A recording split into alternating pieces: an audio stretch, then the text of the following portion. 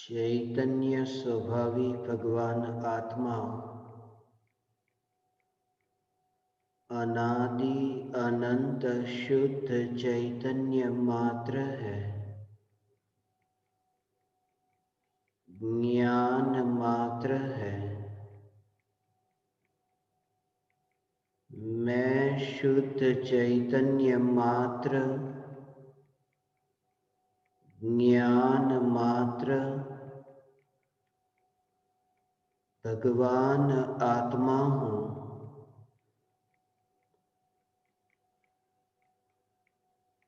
त्रिकाल चैतन्य महल हूँ। राख की दीवार का पड़ोसी हूँ।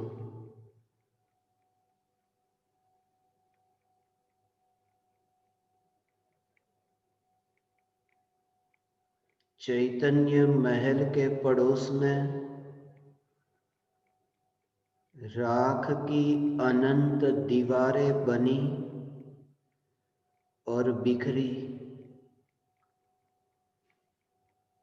इस लोक में एक भी परमाणु ऐसा नहीं जो परमाणु भूतकाल में राख की दीवार के रूप में मेरे चैतन्य महल के पड़ोस में न आया हो।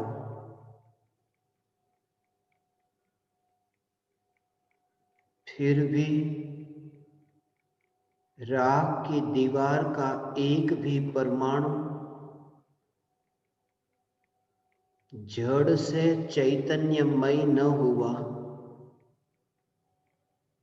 और चैतन्य स्वभावी भगवान आत्मा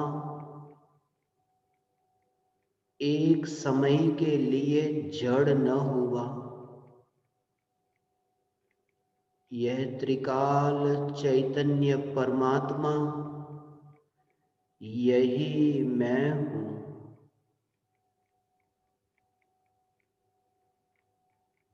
सुमेरु पर्वत के परमाणुओं से आकाश का कोई संबंध नहीं। ऐसे ही इस राख की दीवार से इस देह के अनंत परमाणुओं से निज चैतन्य परमात्मा का कोई संबंध नहीं।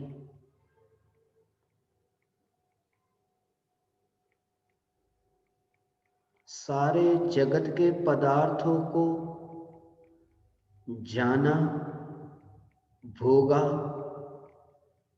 फिर भी भीतर में तृप्ति न हुई।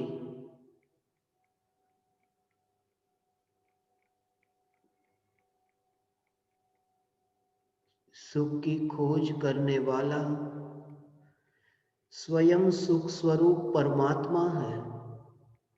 यह यथार्थ श्रद्धा न हुई। निज चैतन्य परमात्मा में परद्रव्य तो दूर, परद्रव्य के लक्ष्य से उत्पन्न होने वाले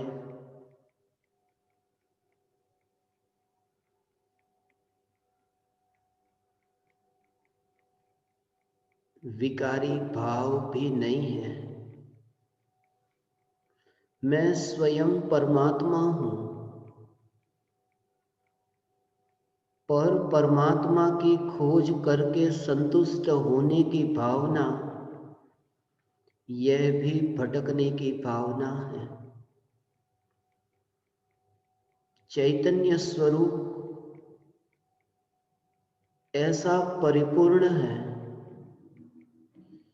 कि अनेक अवस्थाओं में व्याप्त होकर भी, अनेक आकार में व्याप्त होकर भी जो ध्रुव चैतन्य सत्ता एक रूप बनी रहती है। और ऐसी चैतन्य सत्ता की अनुभूति, ऐसी ध्रुव चैतन्य सत्ता की अनुभूति यह अनुभूति होते ही, ये ध्रुव की अनुभूति होते ही सिर्फ एक ही लोक, यह चैतन्य लोक है। वहां सब परलोक शून्य हो जाते हैं, ये शून्य हो जाते हैं। सारे जग में परिभ्रमण किया, मगर जब निज घर में प्रवेश किया तो निज घर में प्रवेश होते ही सारा जगत निज घर में प्रतिबिंबित होता है। ज्ञान में ज्ञायक की अनुभूति होती है और जगत के त्रिकालवर्ती ये ज्ञेय सहज ही ज्ञान दर्पण में प्रतिबिंबित होते हैं। ये सहज ही ज्ञान दर्पण में प्रतिबिंबित होने वाले और ज्ञान दर्पण को छूने न वाले, ऐसे ये जगत के परद्रव्य और प्रभाव, यह ज्ञान मात्र भगवान आत्मा, यह मैं हूं। सारे जग में घूम करके घर पर वापस लौटे, उस समय जो तृप्ति, उस समय जो शांति, क्योंकि जग में भटकना होता है विकल्पों से और घर में स्थिर होना होता है निर्विकल्प से। निर्विकल्प से शांति है, स्थिर होना है, गति में अशांति है, यहाँ वहां भटकने में अशांति है। मन का स्वभाव है भटकना और ज्ञान सदाकाल स्थिर है। ज्ञान भटकता नहीं, ज्ञान ज्ञानमय रहता है। ये कहने की बात है कि उपयोग भटकता है, उपयोग भटकता नहीं। ये कहने की बात है कि आंखें भटकती है, कहाँ कहाँ भटकती है। आंखें भटकती नहीं, देह को छोड़कर आंखें कहीं भी नहीं जाती, देह को छोड़कर नहीं जाती, आंखें आंखों को छोड़कर के कहीं नहीं जाती। यह ज्ञान की सत्ता सदैव ज्ञानमयी रहती है और विकल्पमयी नहीं होती। फिर भटकना कैसे हुआ? ऐसा स्थिर ध्रुव ज्ञान स्वभाव, ये ध्रुव ज्ञान स्वभाव, ये ध्रुव ज्ञान स्वभाव। मैं ध्रुव ज्ञान स्वभाववान चैतन्य परमात्मा हूं। पूरी पृथ्वी पर यह वितरागी परमात्मा की वाणी पहुंचे, सारे जग में वितरागी परमात्मा की वाणी पहुंचे, परम कृपालु देव की पुकार पहुंचे, परम कृपालु देव की पुकार, यह चैतन्य की पुकार, यह चैतन्य की पुकार, चैतन्य की पुकार कि प्रत्येक आत्मा शुद्ध बुद्ध चैतन्य घन है। प्रत्येक आत्मा स्वयं चैतन्य ज्योति, ज्ञान ज्योति है, ज्ञान ज्योति है, ज्ञान ज्योति है। तीर्थंकर परमात्मा की दिव्य ध्वनि का सार, महावीर भगवान की दिव्य ध्वनि, जो दिव्य ध्वनि आज हमारे पास आगमों के रूप में है, महावीर भगवान की दिव्य ध्वनि कहाँ है? महावीर भगवान का समोसरण, महावीर भगवान का समोसरण, पता नहीं वे परमाणु इस जगत में कहाँ उड़ रहे हैं। कहाँ है महावीर भगवान का वैशाली का महल, कहाँ उड़ रहे हैं वे महल के परमाणु, कहाँ उड़ रहे हैं ये महावीर भगवान के साम्राज्य के परमाणु। सब पुद्गल परमाणु बैर बिखेर हो गए और महावीर भगवान का वैभव महावीर भगवान के साथ सदाकाल अनंत काल रहेगा। ये महावीर भगवान का वैभव, असली वैभव अपने पास रहता है और पराया है वह पराया यहीं छूट जाता है। कुछ परायों का हमें पता है और कुछ परायों का नहीं पता, मगर छूट जाते हैं यहीं पर ही छूट जाते हैं, यहीं पर ही छूट जाते हैं, ये यहीं पर ही छूट जाते हैं। और अज्ञानी पहचान करते हैं परमाणु से, अज्ञानी पहचान करते हैं पुद्गल से, और पुद्गल से पहचान करते हैं वहीं अटक जाते हैं। यात्रा आगे की हो, यात्रा आगे की हो, बाहर की धूल से लेकर भीतर के धन की यात्रा हो, भीतर के धन की यात्रा हो। महावीर भगवान का ऐसा अद्भुत, ऐसा वैशाली का महल, इतना भव्य महल, मगर उस महल के परमाणु के बारे में मैं नहीं जानता। वे परमाणु अभी कहाँ है मैं नहीं जानता, मगर अभी इतना जानता हूँ कि परम कृपालु देव श्रीमद् राजचंद्र जी के स्वयं के मकान के परमाणु, उनके दरवाजे के परमाणु जो अभी आपको मेरे पड़ोस में पीछे दिख रहे हैं, ये जो परमाणु है, ये जो दरवाजे हैं, ये परम कृपालु देव के, जिस घर में परम कृपालु देव रहे हैं, जिस घर में परम कृपालु देव ने अपने जीवन की आधी जिंदगी यहाँ बिताई है, ये वे ही मकान के परमाणु हैं जो परम कृपालु देव इस कलिकाल में सर्वज्ञ तुल्य कार्य कर हम पर अहो अहो उपकार कर चुके। ये वे ही परमाणु हैं जहाँ जैसे ही अभी मैंने इन परमाणुओं को छुआ, कोई विचार न था, कोई विचार न था, मगर फिर भी जैसे ही मैंने इन परमाणुओं को छुआ, दरवाजे को छूते ही ये विकल्प आया कि परम कृपालु देव ने इस दरवाजे को कितनी बार छुआ होगा। छूने का विकल्प आया। परम कृपालु देव के उस पावन कर कमलों ने इस दरवाजे को कितनी बार छुआ होगा। लाओ मैं छू लूं। तभी मुझे ये विचार आया कि जैसे ये विचार मुझे आया कि परम कृपालु देव ने अपने कर कमलों से जिस दरवाजे को छुआ है, मुझे छूने का विकल्प आया।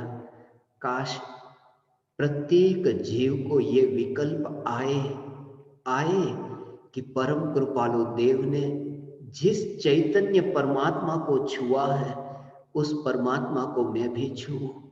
ये दरवाजे को छू करके ही ये स्मरण आया। ये दरवाजे के पास में ही दिखाई देने वाली ये कुर्सी, ये ऐसी ये कुर्सी जहां पर परम कृपालु देव ने बैठ करके मोक्ष की माला लिखी, ये ऐसी ये कुर्सी कि जहां परम कृपालु देव ने मोक्ष का मार्ग लिखा। ये यही आराम कुर्सी जहां मैं बैठा हूं, जैसे मैं एहसास कर रहा हूं कि परम कृपालु देव के योग में मैं बैठा हूं, परम कृपालु देव के चरणों में मैं बैठा हूं। अंतिम घड़ी थी, परम कृपालु देव की बीमारी, राजकोट की वह अंतिम सांसें गिनी जा रही थी राजकोट की भूमि पर। राजकोट में परम कृपालु देव जिस आराम कुर्सी पर लेटे हुए हैं और अंत में अंतिम संदेश देते हैं, कोई मुझे बुलाना मत, मैं मेरे आत्म स्वरूप में लीन होता हूं। वहां पर 2 आराम कुर्सी थी। परम कृपालु देव को एक कुर्सी से हटाकर फिर दूसरी कुर्सी पर बिठाना होता था। बीमारी ऐसी थी कि कुर्सी बार बार बदलनी होती थी। वह 2 कुर्सी थी और 2 कुर्सी थी, 2 कुर्सी और 2 कुर्सी। एक कुर्सी राजकोट में है, एक कुर्सी वुवाणिया में है। एक कुर्सी वहां है परम कृपालु देव का जन्म हुआ, एक कुर्सी वहां जहां परम कृपालु देव ने देह परिवर्तन किया। रात्रि में ये सहज विचार आया, कोई प्लानिंग न था, सहज विचार आया। आज 3 वर्ष पूरे हो रहे हैं। 4 नवंबर 2017 का दिन था। परम कृपालु देव के 150 वर्ष पूरे हुए थे। 4 नवंबर 2017। आज 4 नवंबर 2020, 3 वर्ष पूरे हुए।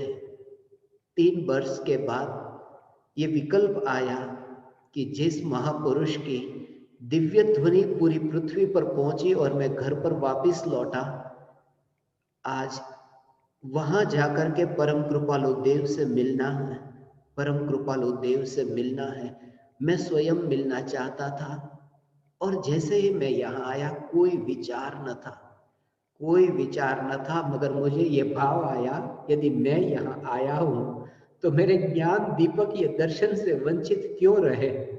इसलिए मुझे ये भाव आया कि परम कृपालु देव ने जिस दरवाजे को छुआ है, परम कृपालु देव जिस घर में यहाँ रहे हैं, परम कृपालु देव ने जिस कुर्सी में अंतिम अंतिम सांसें गिनी है, यदि मैं उस कुर्सी के पास में परम कृपालु देव की यादों को ताजा करता हूँ तो ये ज्ञान दीपक क्यों वंचित रहे, ये ज्ञान दीपक क्यों वंचित रहे। यहाँ जहां जहां मैं गया हूं वहां तुम्हारी याद आती है, जहां जहां गया वहां तुम्हारी याद आती है, और वहां याद आती है इसलिए तो जहां जहां गया वहां याद आती है कि तुम्हें बुलाता हूं, ज्ञान दीपकों को बुलाता हूं, पुकारता हूं जहां जहां गया।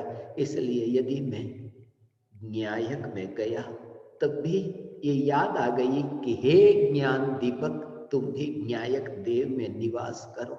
मैं जहां जहां गया वहां तुम्हारी याद आई कि तुम्हें पुकारने के लिए आया। आज ये जो 4 नवंबर 2020 का दिन, ये ववानिया की भूमि, बस कुछ चंद लम्हों के लिए मैं यहाँ आया था, सिर्फ ये परम कृपालु देव की ये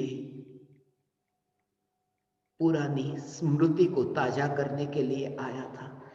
यहाँ के एक ऐसे ऐसे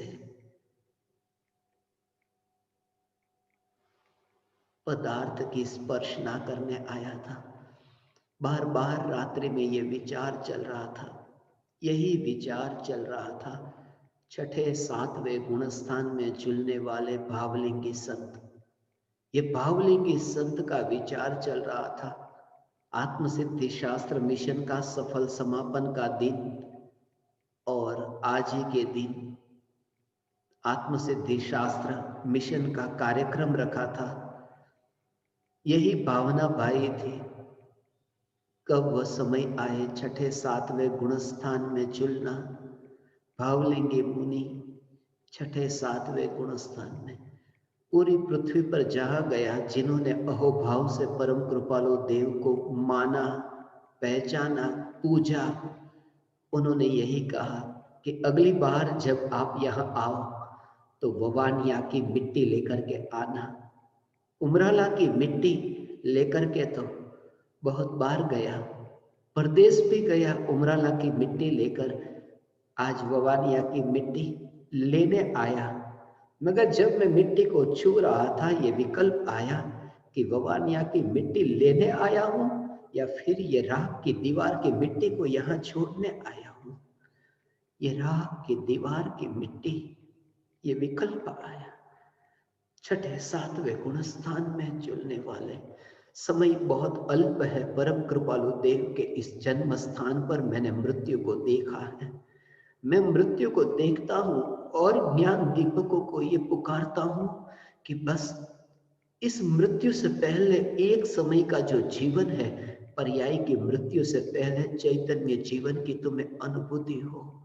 इस अवसर को तुम एक समय के लिए मत गंवाना, एक समय के लिए मत गंवाना। शुद्ध बुद्ध चैतन्य घन स्वयं ज्योति सुखधाम, ये शुद्ध चैतन्य तत्व की तुम्हें अनुभूति हो। छठे सातवें गुण स्थान में झूलने वाले भावलिंगी संत, ये संत, ये भावलिंगी संत, ये भावलिंगी संत, इन्हीं के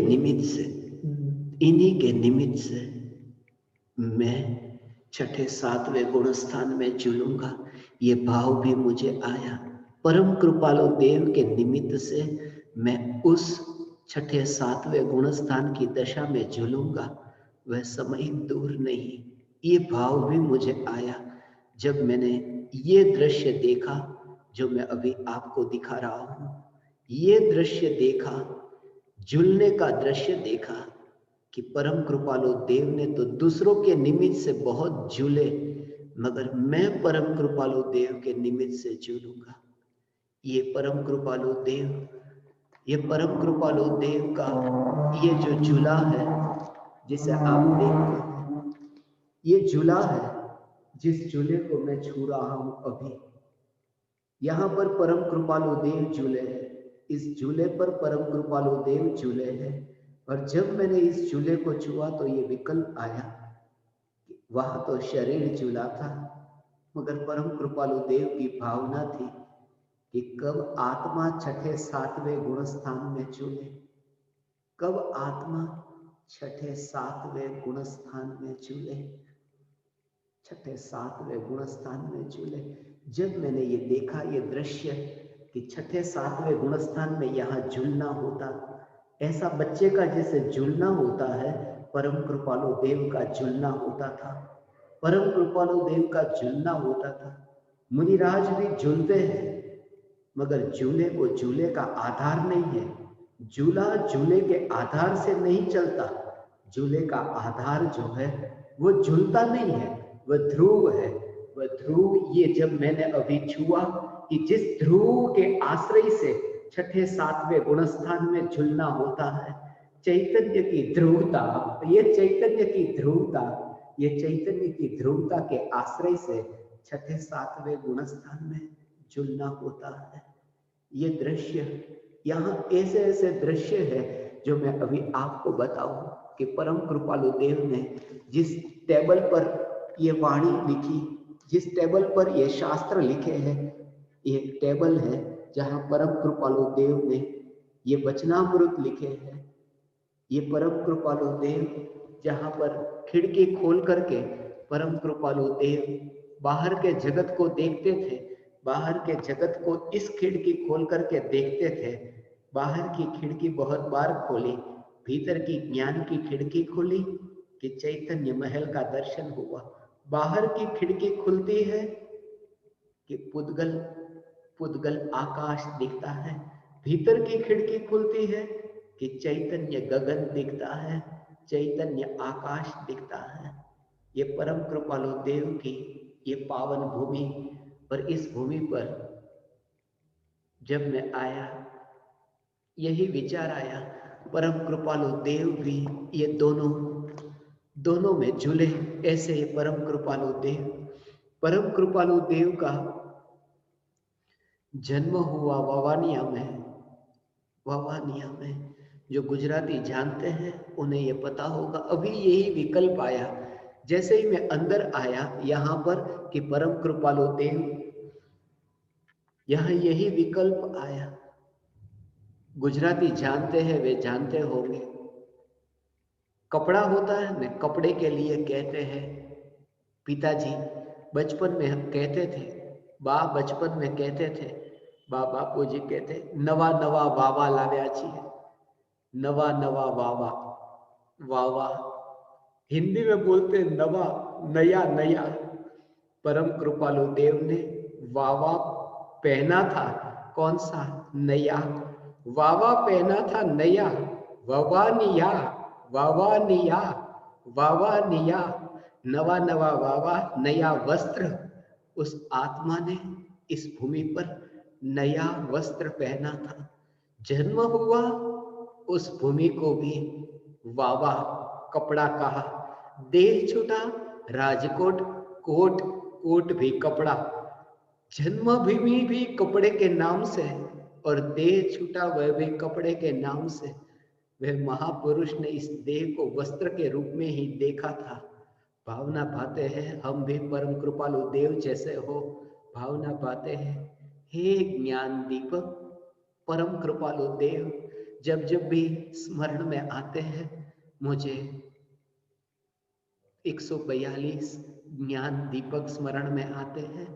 और इसलिए जैसे ही मैंने परम कृपालु देव का दर्शन किया कि मुझे सहज ये विकल्प आया। कोई कोई कोई संभावना नहीं थी, मंदिर में आने की कोई संभावना नहीं थी, सुविधा नहीं थी।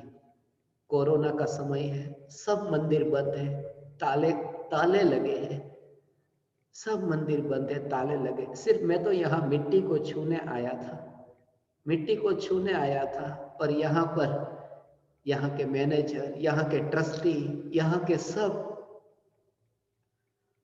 उन्होंने कहा अरे हमें पहले से खबर देते, बहुत बड़ा आयोजन करते। मैंने कहा ये कोरोना का समय है, आपके लिए कोरोना क्या होता है। उनका भी यही भाव था, यदि ज्ञान दीपकों को यदि ये दर्शन होंगे और सत्संग का अवसर मिलेगा, जरूर इस भूमि पर यहाँ पर एक चैतन्य तत्व विचार हो। हे चैतन्य परमात्मा परम कृपालु देव की ये यादें, ये स्मृति, अब मैं तुमसे जो कहता हूँ, अब मैं जो तुमसे कहता हूँ कि ये जो स्मृति है, ये स्मृति कल भी रहेगी, कल भी रहेगी। मगर ये परम कृपालु देव का धन नहीं है। परम कृपालु देव का धन यहाँ छूट ही नहीं सकता। वो तो आत्मा में ऐसा बुना गया है जो अनंत काल तक सिद्धशिला पर विराजमान होंगे, तब तक साथ में रहे, अनंत काल तक साथ में रहेगा। ये परम कृपालु देव का परम धन, ये बाहर, ये बाहर, ये बाहर पर।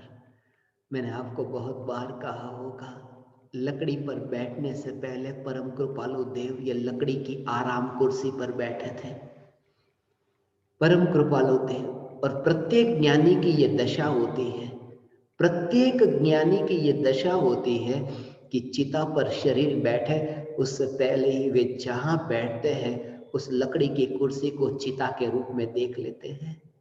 क्योंकि देखते हैं कि शरीर में मैं तो हूं ही नहीं, मैं शरीर में नहीं हूं, मैं जहां हूं वहां शरीर नहीं, और जहां शरीर है वहां मैं नहीं।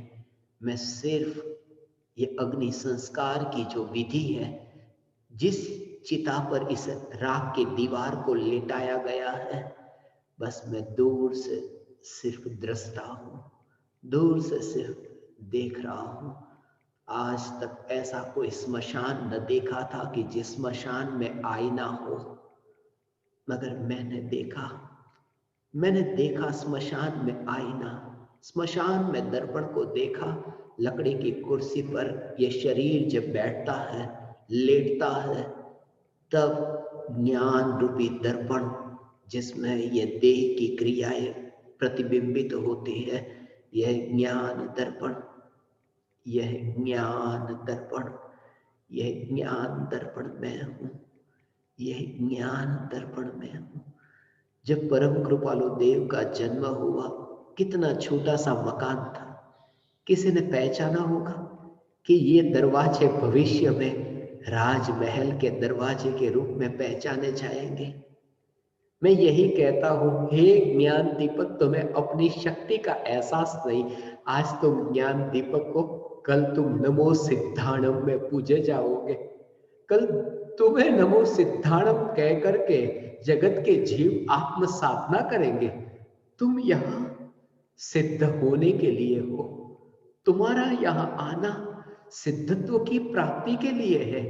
हे ज्ञान दीपक, हे चैतन्य परमात्मा, पुनः पुनः मैं आप परमात्माओं का ऋण मानता हूं कि आप परमात्माओं के निमित्त से मुझे और अधिक समय यहाँ बैठने का अवसर मिला, परम कृपालु देव की स्मृति को ताजा करने का अवसर मिला।